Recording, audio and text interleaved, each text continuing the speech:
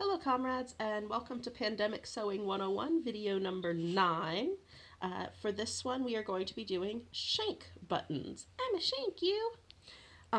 So with the 4-hole button you made a little space between the fabric and the button using thread. That's called a thread shank, and so that's what holds the button up off of the fabric.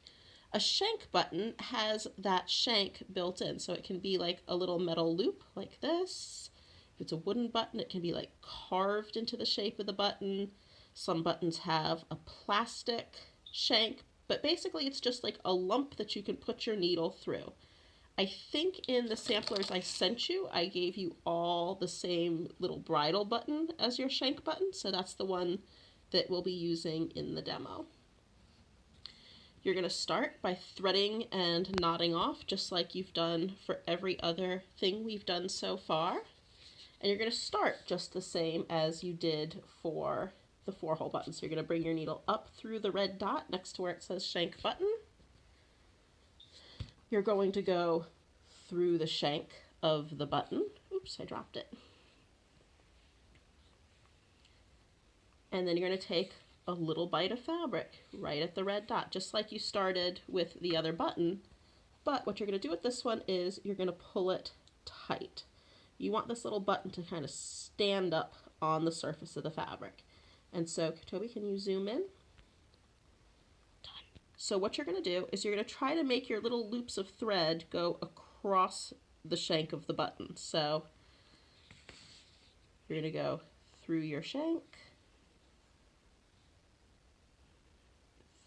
through your red dot,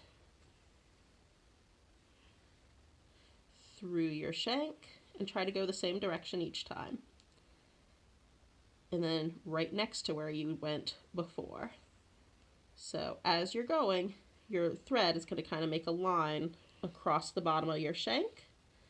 And then on the back, you're going to have a little cluster of thread right where that red dot is. You can pause.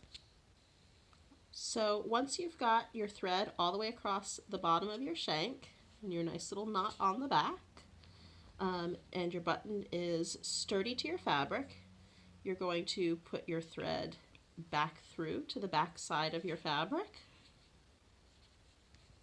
and knot it off like you've knotted off everything we've done so far.